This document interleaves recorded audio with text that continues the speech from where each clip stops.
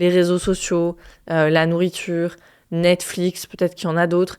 Et ça, c'est vraiment 2 en 1 pour figement et autosabotage. Parce qu'en figement, on se sent l'énergie de rien. Peut-être que ça, c'est une expérience, je pense qu'on a déjà tous et toutes fait. Il faut que je fasse quelque chose, puis au lieu de ça, je vais scroller sur les réseaux sociaux. Ça me donne l'impression de faire quelque chose, mais en fait, il s'est passé 35 minutes et puis rien n'est fait. Ça, c'est pour le figement. Et puis, on se sabote, en fait, avec ce genre d'activité parce que c'est des activités qui nous font dépenser toute notre dopamine, mais ne nous en donnent pas. Et du coup, on n'a plus l'élan, parce qu'il faut de la dopamine pour avoir l'élan de faire les choses. On n'a plus l'élan pour les choses vraiment importantes qui vont transformer notre vie, qui vont faire qu'on se sent bien, etc., etc. Donc, c'est 2 en 1. Nos parts protectrices, elles adorent ce type d'activité.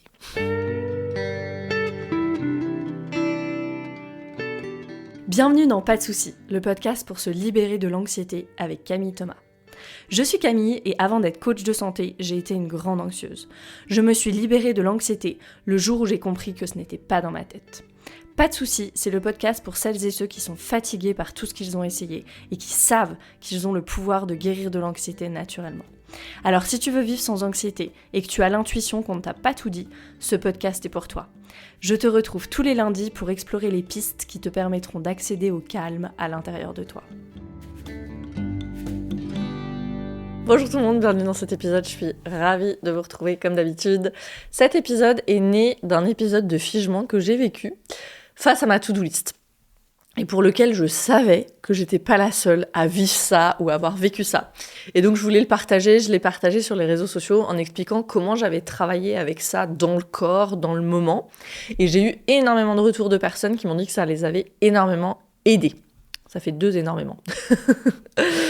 Parce que oui, breaking news, quand t'as 1 million de trucs sur ta to-do list et que tu n'en fais pas un, c'est pas parce que t'es trop fatigué, c'est pas parce que t'es paresseux, ok, ou que t'as pas l'énergie, c'est que t'es en figement. Et j'entends souvent les personnes dire « Ah, j'ai pas l'énergie ». Et dans le milieu du dev perso, du développement personnel, c'est devenu quelque chose de sacré de respecter son énergie. Je ne vais pas le faire parce que j'ai pas l'énergie, ou c'est pas aligné, ou nanana. Et c'est très bien, mais le truc, c'est que l'énergie, tu l'as. T'es juste coincé dans la réponse de figement, et cette énergie, elle est coincée dans cette même réponse de survie, elle est déviée, en fait, cette énergie, vers des réponses de survie. Mais elle est là, à la base. Donc, c'est comme un abus de langage de dire « j'ai pas l'énergie ». Et je vais ouvrir un crochet ici parce que ça me fend le cœur. Cette incompréhension ou cette méconnaissance pour certaines personnes, parce que le sujet du système nerveux, il n'est pas encore si connu. Peut-être que nous, on est un peu dans notre bulle et on a l'impression que tout le monde le sait. Mais non, cette méconnaissance du système nerveux, ça me désole parce que c'est à la racine d'une épidémie d'entrepreneurs qui ne trouvent pas le succès qu'ils devraient avoir parce qu'ils se mettent tout simplement pas assez en action. Et tout le mindset et tous les coachs du monde n'y feront rien. Si t'es entrepreneur et que tu m'écoutes, arrête de dépenser des milliers d'euros dans des coachs business, dans des programmes, dans des masterminds. Travaille sur ton système nerveux à la place. Libère-toi de tes traumatismes. Fais ce travail. Tu ne peux trouver le succès qu'en faisant ça, selon moi. Et je le dis parce que ça me fend le cœur, parce que je crois profondément que les entrepreneurs, c'est des personnes qui changent le monde. C'est des personnes qui veulent créer quelque chose de nouveau, qui veulent changer le paradigme, et c'est magnifique. Et ça ne devrait pas venir avec la pauvreté et la survie. En tout cas, pas à long terme. Au début, c'est un peu inévitable. Et d'ailleurs, tu as besoin d'énormément de régulation dans ton système nerveux, d'énormément de solidité, de stabilité pour pouvoir traverser ça, d'ailleurs. Mais ça ne doit pas être quelque chose à long terme. Donc mon postulat pour cet épisode, je referme le crochet sur les entrepreneurs. Mon postulat pour cet épisode, c'est que c'est pas que t'as pas l'énergie, c'est que ton énergie, elle est phagocytée par ce qu'on appelle la réponse de figement. Et que ce figement, il vient souvent d'un mécanisme d'auto-sabotage dès que tu t'apprêtes à accomplir quelque chose, parce qu'il faudrait surtout pas que tu sois fier de toi. Coucou la honte toxique. Si tu dois réviser sur la honte toxique, ce sont les épisodes 95 et 96 du podcast. Et la situation, c'est ça. Tu sais exactement ce que tu dois faire, mais tu ne le fais pas. Tu te retrouves à scroller sur ton téléphone à ranger ton bureau pour la 10e fois, à vider le lave-vaisselle, à repousser à demain ce qui est important. Et tu te demandes, mais pourquoi ? Pourquoi je me sabote moi-même ? Et c'est une bonne question. Aujourd'hui, c'est ce qu'on va explorer. Le lien entre procrastination, auto-sabotage et figement. Parce que en réalité, c'est pas 3 problématiques séparées, mais c'est 3 facettes d'un même mécanisme qui est profondément enraciné dans notre système nerveux et qui vient bien sûr de notre histoire personnelle. Pour rappel ou pour info, parce que j'aime bien faire du lien aussi au sein du podcast, je te donne le numéro des épisodes qui sont en lien avec ce sujet. Donc j'avais fait des épisodes sur la réponse de figement, les épisodes 43 et l'épisode 122. Un épisode sur l'auto-sabotage, c'est l'épisode 98. Il y a toute une série sur les croyances, ça va avec l'auto-sabotage, ça. La honte toxique, donc je l'ai dit, épisode 95 et 96. Et puis en bonus, un épisode sur trauma et entrepreneuriat, si tu es entrepreneur, c'est l'épisode 55. Et un épisode sur la relation à l'argent aussi, si tu es entrepreneur. Plein de croyances et de figements et d'auto-sabotage à cet endroit-là, généralement. C'est l'épisode 77. Donc on y va pour notre première partie, comprendre la réponse de figement. Le figement, c'est quoi ? Je le rappelle, c'est une réponse de survie. Quand fuir ou combattre n'est pas possible, le corps, il verrouille les muscles, il ralentit la pensée, il nous dissocie, il y a de la dissociation dans le figement, il nous coupe de nos émotions, de nos sensations même, et comme ça, il nous protège. C'est vraiment une stratégie brillante de notre organisme pour nous protéger dans ce moment où on fait l'expérience de l'impuissance et où on se dit que de toute façon, ça va pas marcher, de toute façon, on peut rien faire, c'est mieux qu'on ressente pas dans ce moment-là. Et ici, on va parler à nouveau d'énergie parce que c'est de ça dont il s'agit. Et pour comprendre ça, on doit revenir au moment où on va dans le figement. Il faut qu'on revienne à pourquoi on va dans le figement, qu'est-ce qui nous y emmène. Donc je l'ai dit, on y va quand combattre ou fuir, qui sont nos 2 réponses de survie par défaut, on va dire, n'est pas possible. Autrement dit, quand la mise en action n'est pas possible. Pourquoi est-ce qu'elle ne serait pas possible, la mise en action ? Parce que la situation est trop intense, trop répétée, trop soudaine, on s'est fait prendre par surprise, trop violente, trop, pour que notre système puisse faire face. Et je reviens vraiment aux bases ici. Notre système, c'est quoi ? C'est notre esprit plus notre corps. On fait des maths. C'est notre système nerveux central et c'est notre système nerveux autonome. Et je continue avec mon microscope, à aller dans notre système. C'est quoi aussi ? Ce sont nos cellules. Et c'est là que c'est une question d'énergie. Est-ce que mes cellules, elles produisent assez d'énergie pour me permettre de faire face ? Et si c'est pas le cas, je suis beaucoup plus susceptible d'aller dans le figement puisque je ne peux pas soutenir la mise en action. Au niveau physiologique, au niveau cellulaire, l'énergie de mes cellules. Donc c'est le manque d'énergie cellulaire qui contrarie la mise en action, qui l'en empêche, et qui m'envoie dans le figement. Et ensuite, si mon système reste coincé dans cette réponse de figement, autrement dit, il ne sait pas comment en sortir. Autrement dit, pour lui, le danger n'est pas encore passé. Et bien, ce qui se passe, c'est que mon énergie, elle continue à être phagocytée par cette réponse de survie qui est super gourmande, énergétiquement. Donc, tu vois ici en m'écoutant, ou tu comprends, j'espère peut-être même tu ressens dans le corps, comme le trauma est un problème d'énergie. Parce que le figement, c'est la réponse traumatique. C'est synonyme, Le figement, c'est la réponse traumatique. Maintenant, pourquoi est-ce que mes cellules, elles n'auraient pas assez d'énergie ? Je vais de cause en cause, je vais toujours plus profondément. Il y a 1000 raisons. Un trauma passé. La physiologie, elle est en figement depuis longtemps. Puis il n'y a pas d'énergie dans les cellules, tout est au ralenti. Et ça, peut-être depuis le début de la vie, s'il y a eu beaucoup de trauma. L'inflammation chronique, l'intoxication aux métaux lourds, des maladies auto-immunes, un mode de vie où je suis tout le temps en train de vivre au-dessus de ma capacité. Donc je me brûle je me brûle les ailes. Voilà pourquoi c'est toujours une combinaison. C'est toujours une combinaison de travail somatique et de travail biologique qu'il faut que tu fasses. On doit faire le travail qu'on propose nous dans le programme Arise pour travailler avec le système nerveux et libérer l'énergie de survie coincée à l'intérieur et sortir du figement. Et je dois prendre soin de mes cellules pour récupérer de l'énergie physique, que les cellules elles puissent produire à nouveau correctement ce qu'on appelle de l'ATP, c'est la monnaie énergétique dans notre corps, et qu'elles puissent fonctionner de façon optimale, mes cellules. Et ça, en chaîne, ça va donner quoi ? Pourquoi est-ce que j'ai besoin que mes cellules, elles fonctionnent de façon optimale ? Pour pas aller dans la réponse traumatique à la moindre chose, au moindre petit challenge, à la moindre chose qui, dans ma vie, me demande un petit peu d'énergie. Et ça, cette deuxième partie, c'est ce que moi, j'appelle la biologie. Donc, c'est ce qu'on va faire en naturopathie, en nutrithérapie, avec notre mode de vie, en fait. Des signes courants de figement, des signes physiques. Ça peut être avoir la sensation d'être en apnée, ou même te rendre compte que t'es vraiment en apnée, et puis au bout d'1 ou 2 minutes, tu reprends une grande respiration, ou une respiration qui est à peine visible, ok ? Des tensions dans le corps, peut-être les extrémités froides, peut-être une lourdeur dans le corps général. Des signes cognitifs, brouillard mental, confusion, ce qu'on appelle la fatigue décisionnelle aussi, la fatigue dans les décisions, ça galère dès qu'il faut faire un choix, okay ? L'impression d'être bloqué, de pas avancer. Des signes émotionnels, justement l'impression ou pas l'impression carrément, le fait d'être dissocié de ses émotions, avoir du mal à ressentir en fait, comme être un peu anesthésié au niveau émotionnel, ou avoir de l'anxiété. Okay, des périodes, et puis alterner des périodes d'anxiété extrême et puis des périodes où je ressens plus rien, par exemple.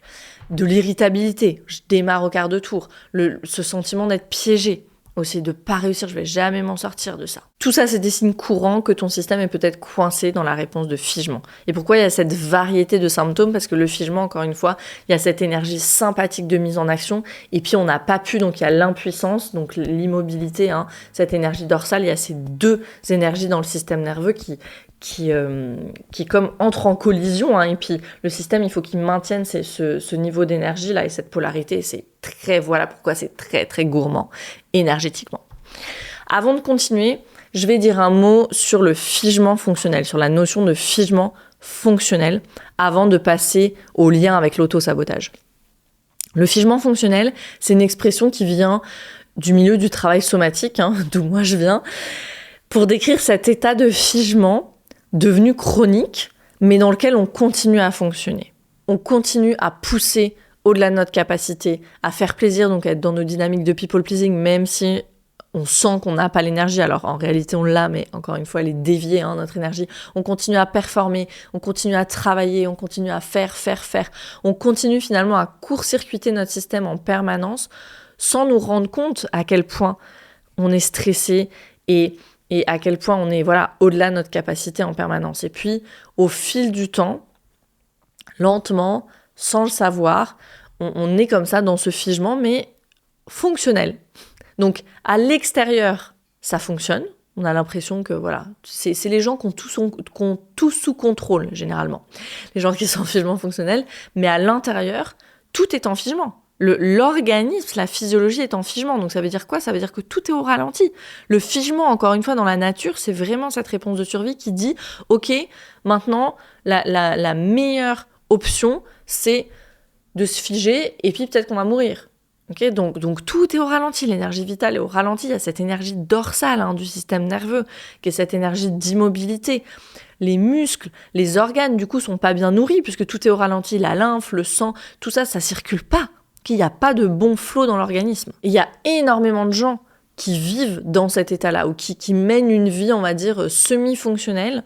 Ils sont quelque part sur le spectre de la réponse de figement, sans même s'en rendre compte. Ils sont anesthésiés, engourdis, fermés, déconnectés de leur corps, de leur physiologie interne, de leurs sensations, de leurs émotions, de leur énergie vitale. Et c'est un peu devenu une norme, en fait, dans notre société. Et c'est pour ça qu'on doit continuer à communiquer sur le travail somatique et le travail qu'on fait dans le programme Arise, parce qu'il y a encore tellement de gens qui savent même pas qu'ils devraient faire ce travail. Et pour illustrer mon propos, je vais vous donner l'exemple d'une personne de ma famille. C'est une personne qui n'arrive pas à perdre du poids. Elle est hautement intellectuelle et elle dit elle-même que se couper de son ressenti, c'est hyper facile pour elle, un peu comme une compétence qu'elle a. Parfois, elle a des épisodes d'angoisse tels, et puis d'un autre côté, elle a ces épisodes d'angoisse, donc elle perd le contrôle d'un autre côté. Donc d'un côté, je peux complètement me couper de mon ressenti, et parfois, elle vit pendant des jours, voire des semaines, dans des périodes d'angoisse, et c'est des longues périodes, parfois si longues, que je l'ai déjà entendu dire qu'elle préférerait mourir que de vivre comme ça, quand elle a les épisodes d'anxiété et d'angoisse. Dans son corps, elle est totalement rigide, il n'y a aucune souplesse dans ses membres, dans ses tissus, c'est juste du bois, quoi. Elle a très peu d'énergie, et pour avoir de l'énergie, elle mange toute la journée, snack, pour pouvoir se donner de l'énergie, juste pour continuer à fonctionner. Et quand la vie devient vraiment trop, qu'elle est submergée, elle dort. Elle va dormir. Elle dit qu'elle adore dormir. Genre, si elle pouvait, elle ferait des siestes toute la journée. Ce serait génial, c'est le meilleur truc pour elle. Et ça, c'est le moment, si on l'analyse, la sieste, le moment où c'est trop, je vais dormir, c'est le moment où le corps, il ne peut même plus soutenir ces deux énergies-là dont je parlais tout à l'heure, il peut même plus soutenir le figement, et donc on va dans l'effondrement. La partie vagale dorsale du système nerveux autonome. Parce que ce qu'il faut comprendre, c'est que ce sommeil-là, il n'est pas réparateur. C'est juste un sommeil de « je me déconnecte ». Et quand elle se réveille, elle est au même point au niveau de l'énergie qu'avant d'avoir dormi. Ce qui n'est pas normal. Hein. Ça veut dire qu'il n'y a pas de régénération pendant le sommeil, donc il n'y a pas d'état ventral du système nerveux. Cette personne, elle a beaucoup de mal à être en compagnie. Elle préfère aller marcher seule dans la forêt. Ça, c'est sa best life, c'est d'aller marcher seule dans la forêt. Voilà, donc ça, c'est le portrait de cette personne-là. Et c'est une personne qui a perdu un bébé dans un accident de voiture, il y a plus de 30 ans maintenant. Et quand elle raconte, elle dit « je pensais en mourir, et puis le lendemain, j'allais bien. Le lendemain, c'était bon. » Elle a été surprise elle-même de constater que, comme si tout était normal dès le lendemain de cet accident-là. D'ailleurs, elle ne parle jamais de ce bébé. Et il est très clair, moi avec mon regard, avec mes lunettes là, de système nerveux et de trauma, c'est très clair que cette personne, elle est allée dans le figement total, dans la dissociation totale de ses émotions, de son ressenti, de ses sensations après cet accident, après cette perte, et elle n'en est jamais ressortie. Et elle a essayé toutes les thérapies possibles et inimaginables pour se libérer des angoisses, pour perdre du poids, mais rien n'y fait, rien ne fonctionne. La seule chose qu'elle n'a pas essayé, parce qu'elle a essayé toutes les thérapies holistiques, elle est entourée de personnes dans sa famille qui sont très, on pourrait dire un peu vous, les hypnothérapeutes, les médiums. Je dis pas que l'hypnothérapie est vous, hein, c'est pas ça, mais ce qu'elle n'a pas essayé, c'est le travail somatique sur ses traumatismes, en fait. C'est de travailler sur ses traumatismes de façon, on va dire, directe et sûre et titrée de la façon qu'on propose en somatic experiencing. Hein. C'est mon background et c'est ce qu'on propose dans le programme Rise. Je sais pas si elle le fera un jour, parce que c'est un travail à très long terme pour sortir de 30 ans de figement, tu peux bien imaginer. Et c'est pour ça que moi, je dis toujours que ce travail-là, et le travail qu'on fait dans le programme Rise aussi, ça va pas être en 6 semaines, ça va pas être même en 3 mois, le programme dure 3 mois, ça va pas être même en 1 an, ni même en 2 ans pour certaines personnes. Va y avoir des progrès sur le chemin, mais c'est un travail à long terme. Okay. Je sais pas si cette personne, elle est prête à faire ce travail à long terme, je lui souhaite. Mais ce que je viens de faire ici, c'était à vocation d'illustration. Je viens de te dépeindre un portrait robot d'une réponse de figement devenue chronique et fonctionnelle. Cette personne, elle a un haut poste dans une société, elle est très fonctionnelle, je disais, hautement intellectuelle, elle utilise ses capacités intellectuelles au service de cette entreprise. Là, maintenant, elle est en fin de carrière. Voilà, elle est très bien payée, elle est reconnue, elle est dans le top 10 de son entreprise. Donc, très fonctionnelle de l'extérieur, mais toutes ses souffrances à l'intérieur. Bien sûr, les signes et symptômes varient en fonction des systèmes. Hein, ce que je viens de décrire, c'est pas universel, mais c'est assez représentatif, je trouve, et c'est pour ça que j'ai pris l'exemple de cette personne-là. Mais bien sûr, les signes et les symptômes de la réponse de figement devenue chronique, devenue fonctionnelle, varient en fonction de nos histoires personnelles. Mais il y avait de nombreux éléments dans celle-là. Ok, maintenant j'arrive à l'autosabotage, et puis après on va parler du triangle procrastination, autosabotage, figement. Okay. Donc le figement, tant qu'on n'en a pas conscience et qu'on ne va pas faire le travail pour en sortir, nous sabote en permanence, si on y pense. C'est cette réponse de figement. Elle nous sauve dans des cas extrêmes, et le reste du temps, si on y reste coincé, elle nous sabote. Et on est d'accord, hein, c'est le système nerveux qui continue à nous protéger, mais j'utilise ce mot de saboter parce qu'on sait tous et toutes à quoi ça fait référence. Donc il y a cette protection. Et puis, il y a, c'est de la protection aussi, toutes ces parts protectrices de nous qui vont nous envoyer dans le figement, qui vont utiliser la réponse de figement dès qu'on s'apprête à réaliser quelque chose de nouveau, quelque chose de grandiose, quelque chose de bien pour nous. Et que notre système, pourquoi les parts protectrices, elles entrent en action là? Parce que notre système, il pense que ça va être trop. Ou notre système, il pense qu'on va se mettre en danger. Et pourquoi? Pour plein de raisons différentes. Pourquoi ce serait dangereux de faire quelque chose de grandiose, de nouveau, de bien pour moi? Peut-être il faudrait pas qu'on soit trop visible. Il faudrait pas qu'on soit trop heureux. On mérite pas ça. On va plus appartenir au clan familial si on devient comme ci ou comme ça, ou si on fait les choses de telle ou telle manière. Les gens pourraient nous juger, etc., etc. Pour aller à la racine de l'auto-sabotage, tu dois aller voir tes croyances subconscientes.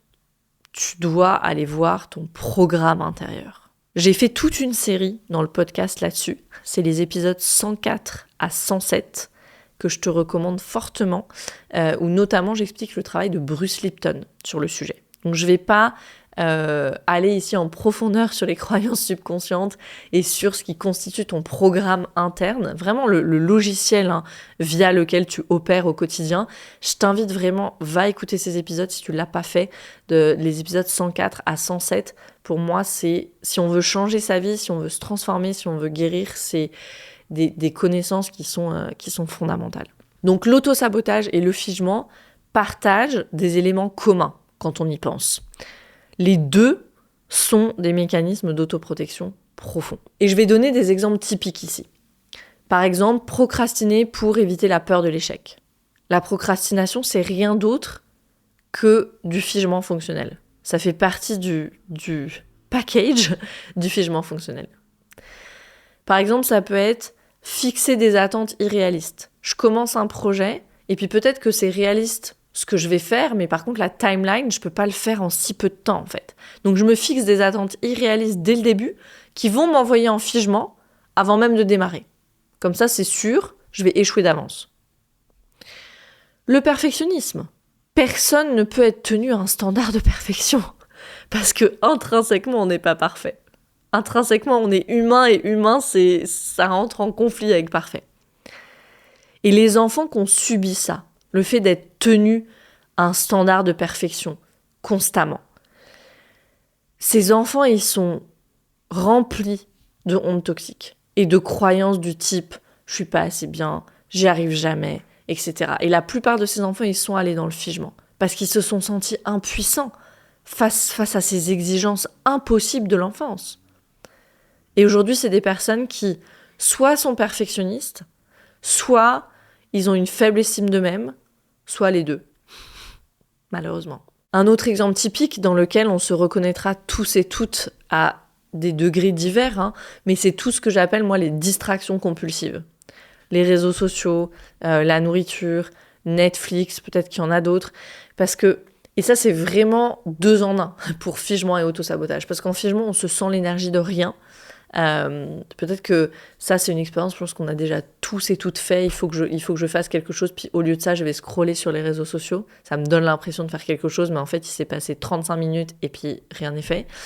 Ça c'est pour le figement, et puis on se sabote en fait avec ce genre d'activité parce que c'est des activités qui nous font dépenser toute notre dopamine mais ne nous en donnent pas, et du coup on n'a plus l'élan, parce qu'il faut de la dopamine pour avoir l'élan de faire les choses, on n'a plus l'élan pour les choses vraiment importantes qui vont transformer notre vie, qui vont faire qu'on se sent bien, etc., etc. Donc c'est 2 en 1. Nos parts protectrices, elles adorent ce type d'activité. Ce qui m'amène au triangle invisible, procrastination, sabotage, figement. Donc reprenons pour expliquer le cercle vicieux. T'as un objectif, ton système perçoit une menace. Peut-être qu'il y a la peur de l'échec, peut-être qu'il y aurait de la honte associée à ce que je voudrais faire, peut-être que je risque de mettre en péril certaines relations, etc. Donc, menace perçue. Le système nerveux, il va où? Activation sympathique. Okay, hormones du stress, adrénaline. Mais mes cellules, elles n'ont pas l'énergie de me mettre en action. L'activation sympathique, c'est ce qui va nourrir la réponse de combat ou de fuite. J'ai pas l'énergie de soutenir ça parce que je suis déjà en figement depuis bien longtemps ou que j'ai pas les ressources physiques. L'état dorsal qui ralentit tout entre en jeu. Donc grand sympathique, grand dorsal, figement. Okay. Et là, tu vis une expérience de je dois, donc activation sympathique, mais je peux pas. Dorsal, c'est ça le figement. Ton corps, ton système, il dit je dois, mais je peux pas. Oui, il vit ça, il ressent ça, parce que le système nerveux, il parle pas français. Et pour survivre à ce conflit interne, tu procrastines. Tu fais quelque chose pour faire quelque chose, mais c'est pas la chose qui te fait avancer. On appelle ça communément l'autosabotage. Mais qu'est-ce qu'on voit avec cette explication? Que c'est le résultat, l'autosabotage, c'est uniquement le résultat de la réponse de survie que constitue le figement. Réponse qui vient d'une menace perçue parce que, par exemple, je dois parler en public. Okay, et j'ai la croyance qu'être visible, c'est dangereux, qu'on va se moquer de moi. Et ces croyances, c'est pas du vent. Et ici, je veux vraiment le dire, elles sont ancrées dans ton histoire personnelle. Peut-être que tes frères et sœurs se moquaient de toi et que tes parents te défendaient pas. Peut-être que tu as subi du harcèlement scolaire, de l'humiliation. Peut-être que tu as eu l'opportunité de te présenter en public une fois dans ta vie et puis ça s'est mal passé. Ici, je précise ça parce que quand on dit croyance, c'est pas quelque chose que tu t'es inventé, c'est quelque chose qui a été imprimé, absorbé dans ta mémoire implicite parce qu'il y a quelque chose qui s'est mal passé auparavant. Donc, on est dans ce cercle vicieux. Et les conséquences, c'est quoi? Plus tu procrastines, plus tu te sabotes, plus la honte grandit. Plus la honte grandit, plus tu renforces le figement. Il y a beaucoup d'états dorsal dans la honte. Il y a beaucoup d'immobilité. Même la honte, c'est vraiment les expériences où on a honte. On parle d'expériences mortifiantes. On est prêt à mourir quand il y a de la honte. On veut devenir invisible, on veut disparaître. Donc se figer, c'est la bonne solution. Et le cercle continue. Et plus j'ai honte, moins je suis en action, plus je suis en figement, plus je procrastine, plus je me sabote, plus j'ai honte. Donc tu comprends ce triangle invisible qui est procrastination, autosabotage, figement. Et maintenant, je vais terminer avec quelques rappels et des pistes de ce qu'on peut faire quand notre corps est en état de figement. Le figement, il a besoin de quoi? Il a besoin de temps et d'espace et de sécurité pour se résorber. Okay. Donc, se laisser du temps, ça veut dire quoi? Qu'est-ce qu'on peut faire concrètement? Ça veut dire concrètement avoir des plages vides dans ton agenda. Et c'est pas des plages à remplir, c'est des plages vides. Et je sais que c'est dur, mais si tu veux faire ce travail sérieusement, il y a un moment où tu dois dire « va te faire voir » au monde extérieur et à tout ce à quoi le monde extérieur donne de la valeur. Et tu dois reprendre ce temps. Et j'en parlais hier avec mon mari, parfois ça donne des transformations de vie totales. Il y a tout ce mouvement-là de personnes, beaucoup aux États-Unis, qui partagent sur le réseau « j'ai quitté la grande maison parce que j'en avais marre de keep up », ça veut dire j'en avais marre de devoir soutenir ce mode de vie puis être à 1000 à l'heure. Et voilà, on est maintenant dans un mode de vie beaucoup plus simple et juste j'ai le temps des choses en fait et je peux sortir de la survie. Ça veut pas dire qu'on doit faire ça, mais on doit se donner des moments de ça. Si on veut vraiment si on veut sortir du figement, en fait, si on veut sortir de la survie. Parce que cette course contre la montre constante, d'être dans la roue de hamster constamment, ça imite une menace. Et donc, si je suis tout le temps dans la menace, perçue, même si elle n'est pas réelle dans le sens où il n'y a pas un tigre à mes trousses, mais elle est réelle parce qu'il y a tellement de choses à faire, puis j'ai pas la capacité, il y a du coup toujours ce conflit, on ne pourra jamais sortir de l'état de survie. Donc le figement, il a besoin de temps, d'espace, de sécurité pour qu'elle fonde en fait un peu cette réponse de figement. Qu'est-ce qu'on peut faire? On peut tout découper aussi en petits pas tolérables. Moi, c'est une question que j'adore poser aux personnes que j'accompagne. Comment est-ce que tu peux faire? Ok, tu me dis que tu veux faire ça. Comment est-ce que tu peux faire 5% de ça? Je te donne un exemple, parce que moi, il y a des choses bêtes qui me figent. Genre, réserver un billet d'avion. Quelque chose d'administratif. Je dois régler quelque chose, je dois faire une réclamation. Tout ça, ça me fige. Okay. J'avais partagé cet exemple qu'on est allé au Club Med en vacances et puis que finalement, j'ai pas mis Lila au Baby Club et je devais me faire rembourser. Okay. Mon Dieu. J'ai tout découpé en micro-bouts pour quand même le faire et pas aller en figement. Donc d'abord, j'ai récupéré le numéro de dossier. Et j'ai fait que ça, cette journée-là. Le deuxième jour, j'appelle. Le troisième jour, s'ils n'ont pas répondu, j'écris un mail. Et je me demande toujours, ok, c'est quoi le plus facile pour moi? C'est plus facile d'écrire un mail, c'est plus facile de téléphoner, ok? Et pourquoi je raconte ça? Parce que dans le figement, notre critique intérieure, elle est souvent tellement active qu'on n'a même plus la créativité de s'aménager un peu les choses pour pouvoir avancer. Donc, c'est-à-dire de les découper en petites étapes qui soient tolérables pour nous, ou de plutôt écrire un mail au lieu de téléphoner, etc. Donc, pense à ça quand tu es en figement. Sortir du figement dans le corps, ok, des mouvements doux et faciles. Moi, j'adore, je partage souvent, j'adore les poignets, j'adore les chevilles. Juste venir tourner et ça commence à sortir le corps doucement de l'état de figement sans avoir rien à performer, ok, que ce soit pas genre du sport. Des rappels aussi quand, cette fois, notre corps il est en état d'effondrement, ce dont je parlais tout à l'heure, quand le système il n'arrive plus à soutenir cette réponse de figement qui est très énergivore, puis on va carrément dans l'effondrement. Là, il y a déjà une phase de normalisation et validation de l'expérience à faire. Et de dire, ok, là, mon corps, il a raison de s'arrêter. Il a raison de s'effondrer. Laisse-le faire. Là, c'est qu'il ne peut plus soutenir quelque chose qui est trop gourmand en énergie. Laisse-le faire. N'aie pas peur de cette réponse. Ok, qu'est-ce que ça veut dire pour moi ? Là, j'ai besoin d'aller dormir. Si je peux, est-ce que je peux aller dormir là maintenant tout de suite ? Là, je peux juste être sur le lit, mettre mes jambes contre le mur, buller un peu. Et est-ce que je peux me laisser faire ça pendant une demi-heure là ? Est-ce que je peux me donner une demi-heure de je bulle ? Ok. L'effondrement, c'est quoi ? C'est une expérience de déconnexion. Donc, pour soutenir ça, il faut des doses tolérables à nouveau, et puis safe, qui soit synonyme de sécurité, de reconnexion et de sécurité. Donc ça peut être la voix de quelqu'un, ça peut être, si je peux pas faire plus que ça peut être juste caresser mon chien, caresser un animal de compagnie. Les animaux de compagnie sont géniaux pour ça parce qu'on n'a pas besoin de faire la conversation. Et pourtant c'est une connexion à un autre système nerveux. Écouter une voix à travers une chanson, à travers un podcast, tout ça c'est très bien pour revenir doucement.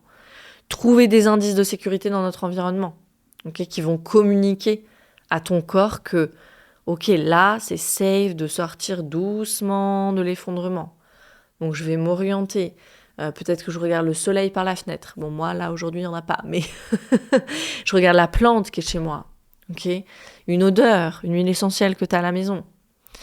Tout ça, ça va aider pour quand on est en effondrement cette fois. Donc, le dorsal a vraiment cet état dorsal du système nerveux, qui est l'état d'immobilité, d'abandon, d'effondrement, à quoi bon quand c'est cet état-là qui a pris le relais. Voilà, j'espère que cet épisode t'a éclairé et que tu sais maintenant que non, tu n'es pas paresseux ou paresseuse, tu n'es pas plus bête qu'un autre ou qu'une autre, t'es pas de mauvaise volonté ou t'as pas moins d'énergie vitale qu'un autre, ok ?